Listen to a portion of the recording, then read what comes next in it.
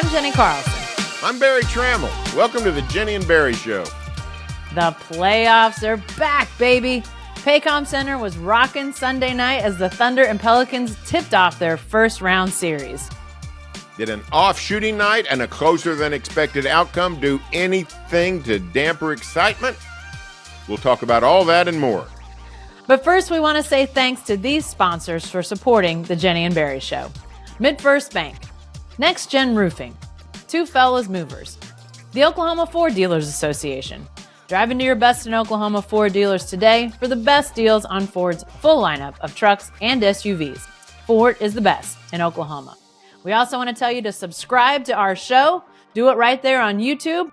Doesn't take but a second, and it really helps us to help you. So subscribe to our show today. All right, Barry, game one is in the books. The playoffs are back in Oklahoma City after a 5-year absence, 4 years for the franchise. Obviously had that bubble year where the games were not in Oklahoma City. So Sunday night, what'd you come away feeling? Was it fun? Was it frustrating? Was it concerning? Where's your emotion after game one, that 94-92 victory for the Thunder? Oh, I would say more relief. Here's the deal, Jacko, and I thought of this last night, and I don't know if you got that sense in the building. This seemed like meeting up with an old friend you hadn't seen in a long time, and maybe you hadn't been doing a lot of correspondence or talking to him much, and it's a little bit awkward getting back into the relationship, and that's what it was last night. Been 5 years since the Thunder had a home playoff game. 4 years since any kind of playoff game. And I remember thinking, oh, yeah, I sort of remember this stuff. The crowd being all fired up 20 minutes before tip-off, all those dang T-shirts, every hand on deck trying to make everything perfect.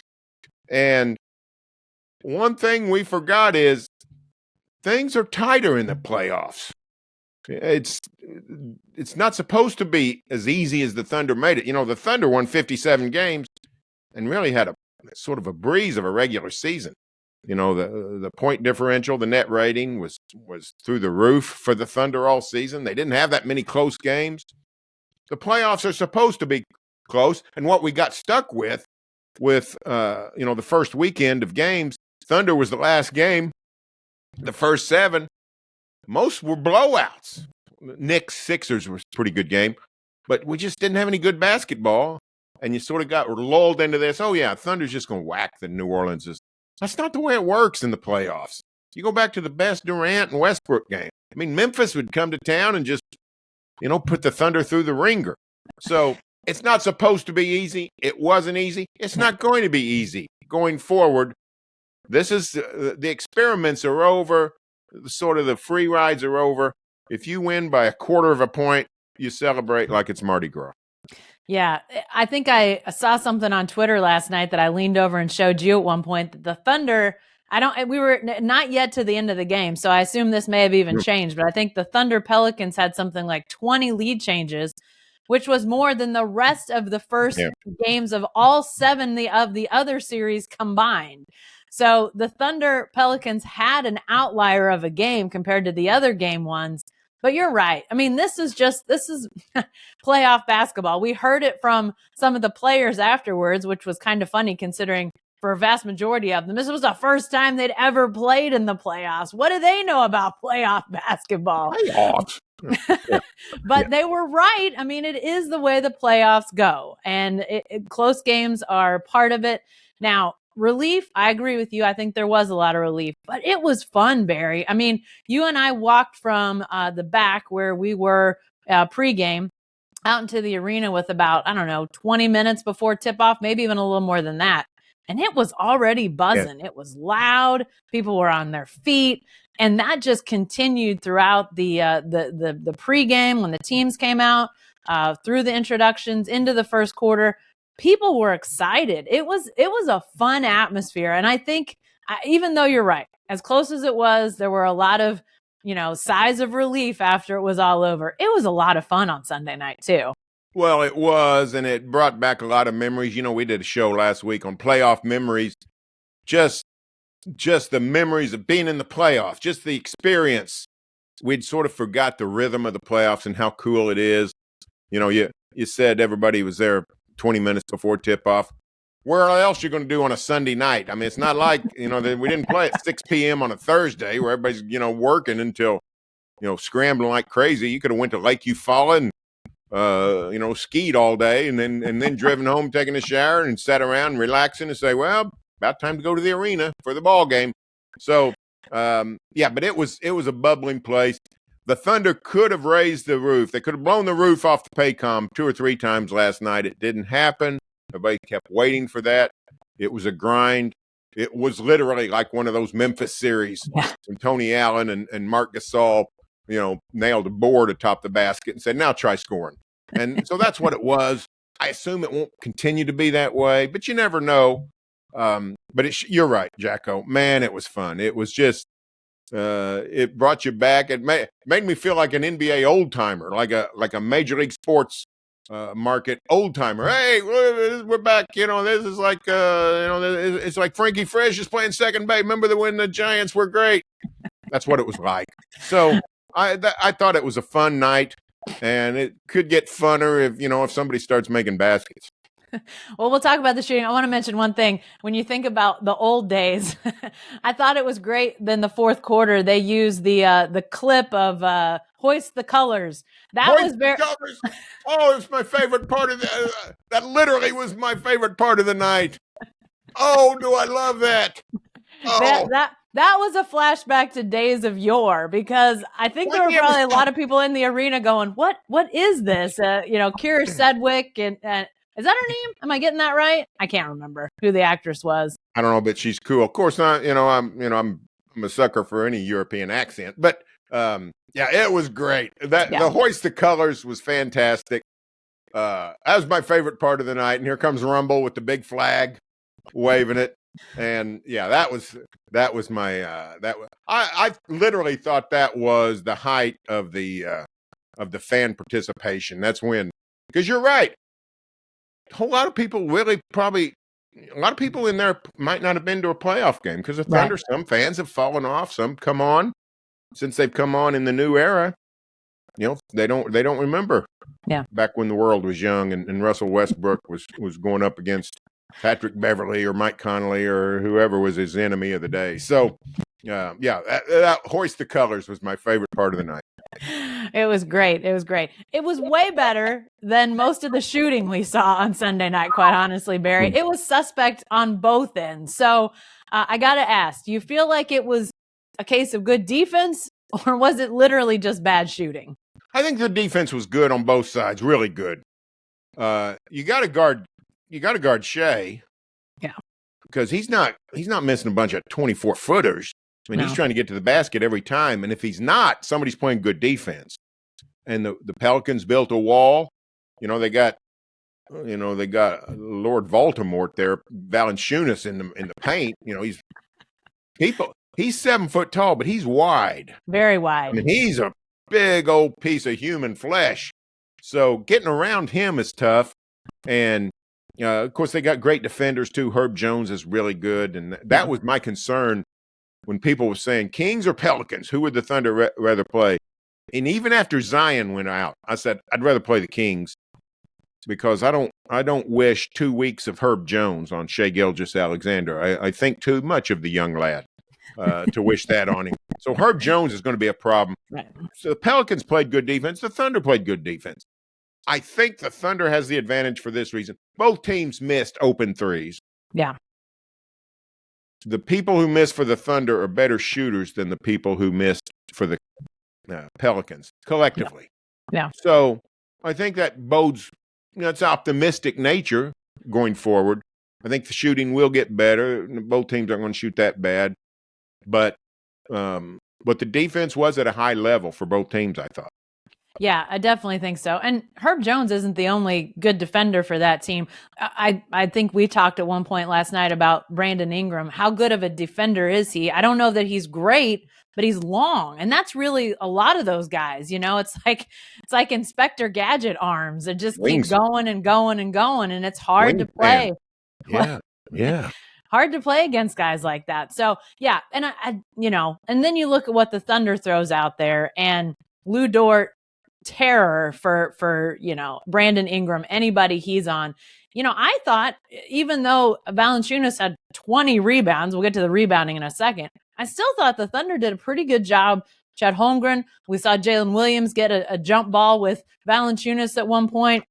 We saw Jalen Williams, the Arkansas product, battling down there as well. I mean, they threw several bodies at Valanciunas and, had some guys that did some things. I thought it was funny after the game, Barry. I don't know that either of us had a chance to reference this. Jalen Williams asked about that jump ball, the tie-up with Valanciunas, and they sort of were locked up and neither of them wanted to let go. And Jalen Williams said he basically got lifted up off the ground by Valanciunas. So that tells you the kind of physical guy you're dealing with there. So that was tough sledding for the Thunder.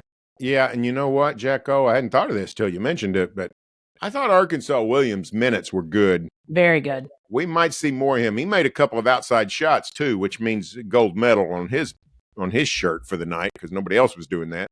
But I thought he battled pretty good. Thunder went small a time or two, not with Valanciunas out there. Yeah. But I think we might see more of Arkansas Williams because he physically held up pretty good. At one point, Daigneault went with Arkansas over Holmgren to battle up with Valanciunas just because he was tired of getting pushed around. The rebounding is a concern, but it's been happening all year. The Thunder did not reverse it by getting a big turnover advantage. The takeaway, I think Pelicans had 13 turnovers, Thunder 12. Thunder needs a bigger edge than that to make up for the rebounding. And I assume they're not going to get out rebounded like that. I mean, the Pelicans took the air out of the building a couple of times with those 3 offensive rebound possessions, including the one where they missed 3 straight threes, kept getting the rebound, and then Chet had to save the possession with what I thought was the play of the night. Yeah, that block. We'll talk about that sequence there late here in a sec. But yeah, the rebounding, it only ended up 52-44 in favor of the Pelicans. It felt way more slanted towards New Orleans.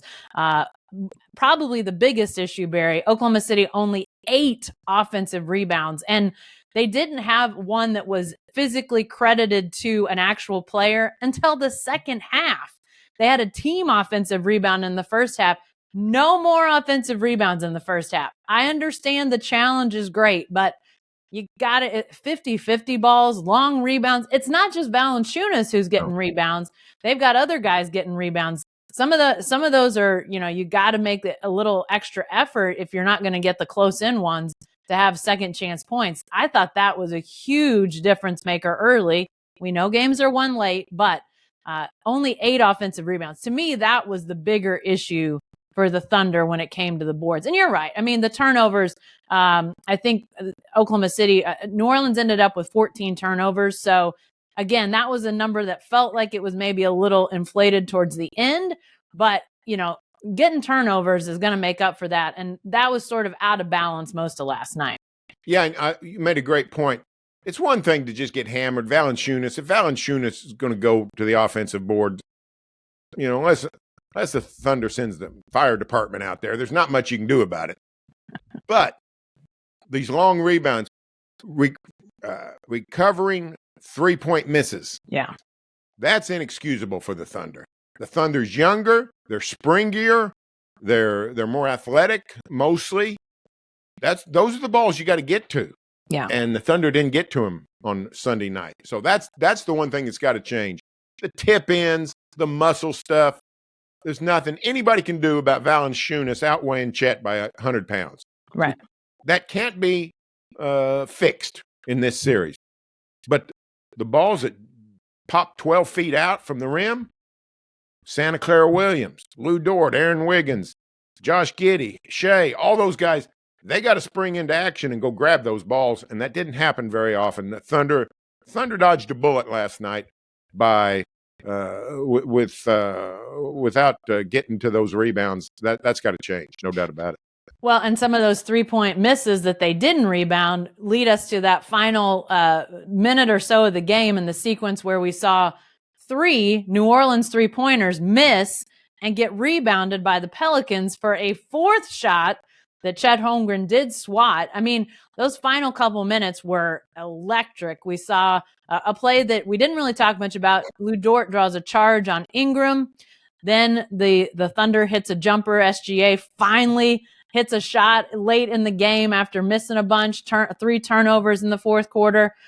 Then the 3 shots that missed with the block to end the possession. And then obviously the and one that Shea hits at the end on McCollum. I mean, it was a wild sequence there late. What stands out to you? What you mentioned Chet's block being the play of the game. I think you can make a big argument for that. But what stands out to you just about the way that final 2 minutes went down for the Thunder? Well, I mean, you wrote about Shea's 2 baskets, which were huge, and 2 baskets by Shea in a period. It's not that big a deal. But Sunday night, it was a big deal. Thunder couldn't score. He couldn't score. He couldn't score. 2 made baskets in a row. That's an offensive explosion in game 1. So I thought that was huge. But I thought the play of the game was that block by Shea, because I mentioned Pelicans throw up 3 straight threes. All are rebounded by New Orleans. Yeah. And the building, you heard the massive groans from the crowd. I don't suppose anybody booed, but just shy of booing. A lot of exasperation. Yeah. Whatever electricity was in the building was quickly going away. And then Chet Holmgren, my NBA live experience is, just 15 years with Oklahoma City, 17, never how long it's been. Well, I guess it's 18 now. But Chet Holmgren, I think, made the most unique play I've ever seen with my eyes in an NBA game. I've never seen a blocked shot that high. I've never seen a guy be that far off the ground with his hand, because he caught Larry Nance's sort of rainbow floater, one of those, running little push shots, very soft, that went straight up and is designed to just sort of fall into the basket. He caught it at the apex. And I thought when that shot was tossed, a block shot was the last thing on my mind. And all of a sudden, Holmgren got up there and got it. After the game, I thought it was a cool exchange we had with Holmgren. At the time, he hadn't seen it. He wasn't sure it was legal. He thought, it's not goaltending if they don't call it. Right. And then he looked at us and said, "Was it good?" I gave him the thumbs up. When I came home and watched it, I think it was good. I think it was caught too. it at the apex. I don't think it was on the way down. But what that did, first of all, it saved the possession for the Thunder, a defensive stop. It also electrified the building again.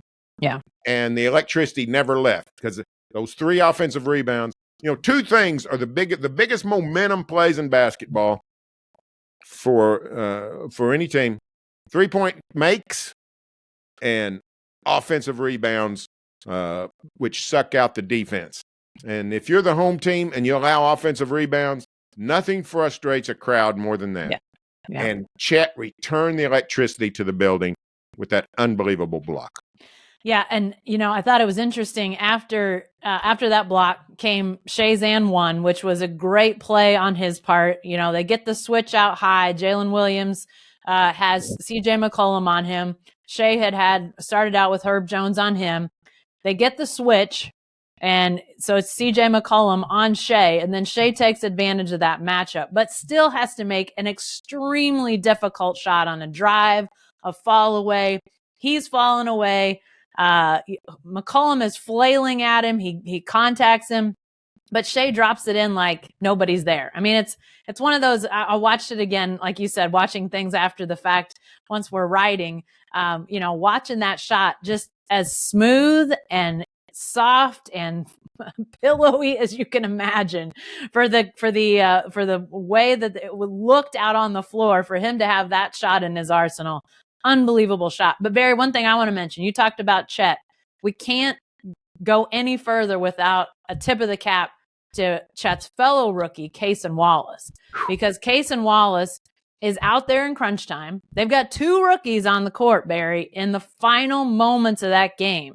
And Chet gets the big block, but then Cason Wallace, coming out of the timeout, the Pelicans have Case and Wallace. He's on CJ McCollum. I have to think most people think it's either going to be McCollum or Ingram that gets the shot.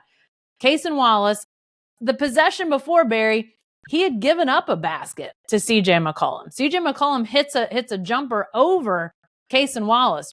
Final moments, Case and Wallace plays lockdown defense. He knocks the ball away. He forces McCollum sort of out of his rhythm, has to scramble to get the ball. And then he's in front of him. He's really bottled him up. It would have taken a miracle shot. If that shot goes in, Barry, at the buzzer, the three that McCollum shoots, you just say, you know what? That's a heck of a shot by an NBA player. Because at that point, Case and Wallace had done absolutely everything he possibly could on CJ McCollum. So unbelievable defense by Case and Wallace late, but unbelievable defense by two rookies. That's pretty incredible stuff, Barry. Yeah, when the Thunder has Wallace in for Giddey, that's a pretty good defense. Now I know they're small, but you're talking about two elite defenders, Wallace, despite his youth, and Lou Dort, plus Santa Clara and SGA, who have come from the Brandon Ingram school of wingspan, plus Chet Holmgren, an elite shot blocker. Yeah. And so, I thought it was fascinating. We got a little insight into the Thunder defensive strategy, which you're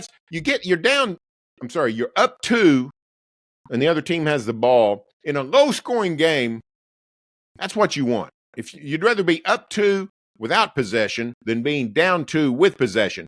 Now, if it's 134 or 132 and everybody's making shots and the whistle's blowing for fouls, give me the ball. I'll take my chances.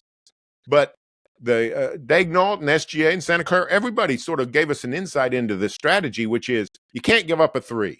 Yeah. You can't give up a 3. So they're not going to double team, not going to leave anybody open. Everybody's got to be accounted for.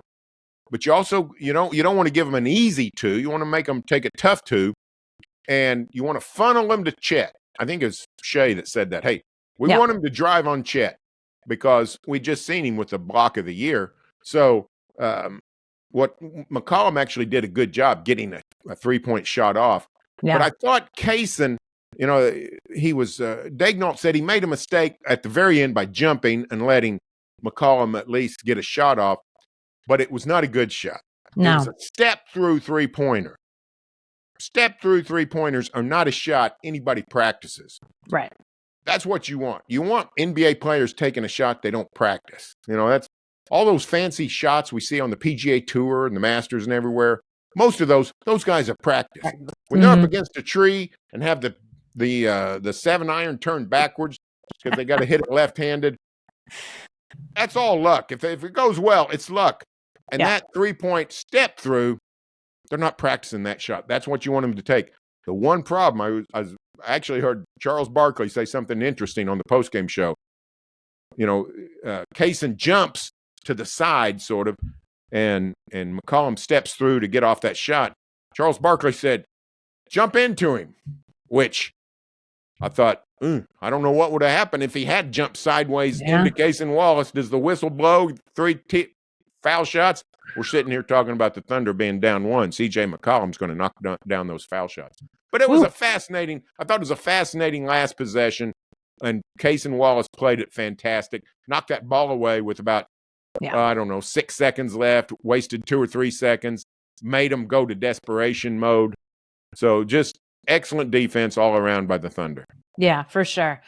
Well, it was a thriller of a game. Get your blood pumping, check that blood pressure if you're a Thunder fan. So now game 2 approaches on Wednesday night, 8:30 tip again. What, in your mind, Barry, is the biggest adjustment for the Thunder as they head towards game 2? Well, I mean, they got to try. I know they've sort of poo-pooed the rebounding disadvantage. That was extreme last night. They can't live with that kind of stuff.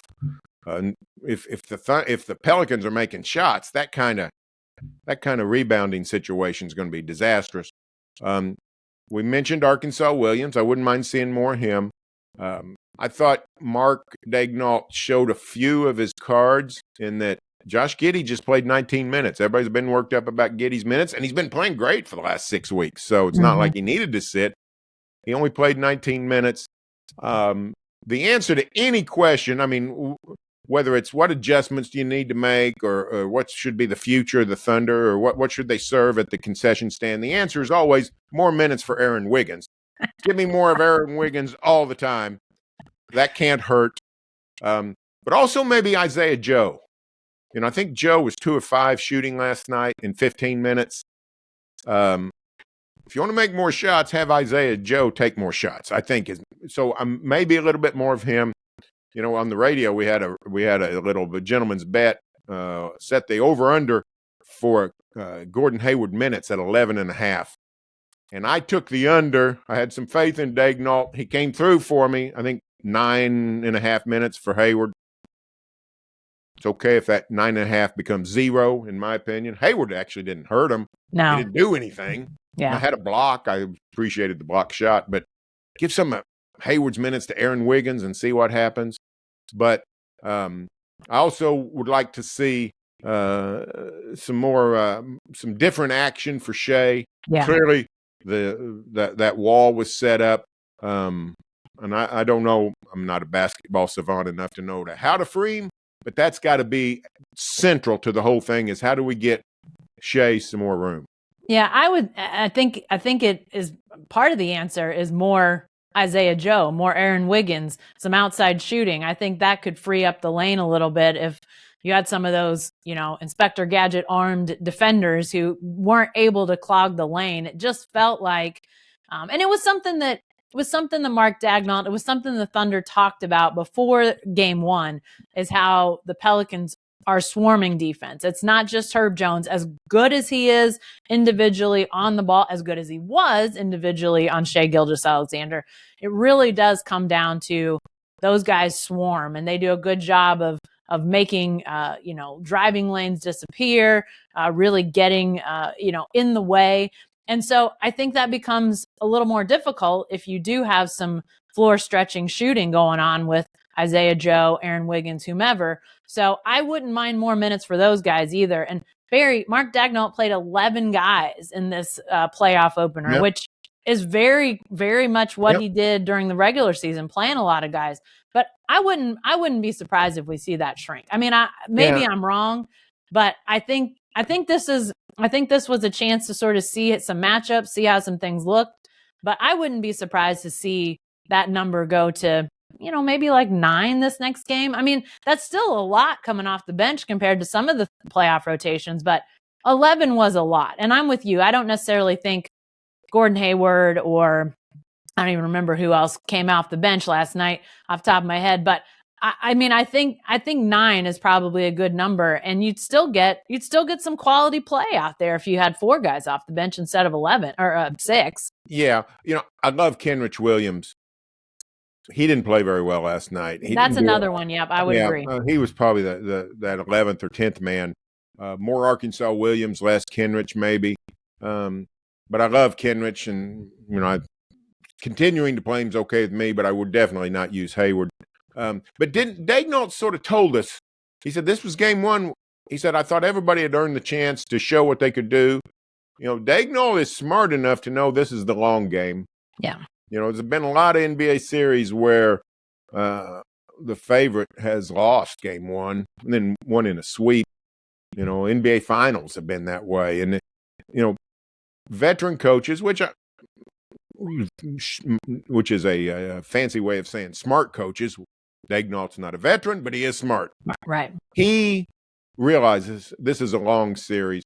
I actually think last night in the postgame, I think he used the phrase long series 29 times. I literally, Mark, what kind of shoes did you wear? Well, it's a long series, so blah, blah, blah.